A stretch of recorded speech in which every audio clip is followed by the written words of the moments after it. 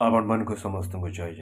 आज हूँ तृतीय दिन श्रीमद् भगवत गीतार सन्य दर्शन जोग प्रथम अध्याय चतुर्थ एवं पंचम श्लोक। अत्र शूरा महेश्वास भीमार्जुन समाजुधि जुजुधानो विराटश्च द्रुपदश्च महारथ धृष्टकेतुश्चेकितानः काशीराजश्च बीर्यवान् पुरुजिते कुन्तीभोजश्च शैवश्च नरपुंगवः।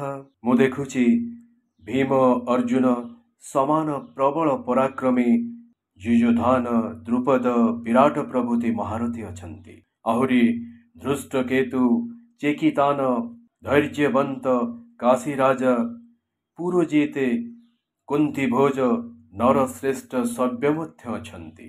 देखो हे गुरु जे तोहर समस्ते महाधनुर्धर भीम अर्जुन समवीर युयुधान विराटेश्वर पुनि द्रुपद राजन युद्धरे असीम विक्रम धृष्टकेतु जे चेकितान आवर काशीर राजन पुरुजित जे कुंतीभोज सव्यादि सर्वे महावीर्य।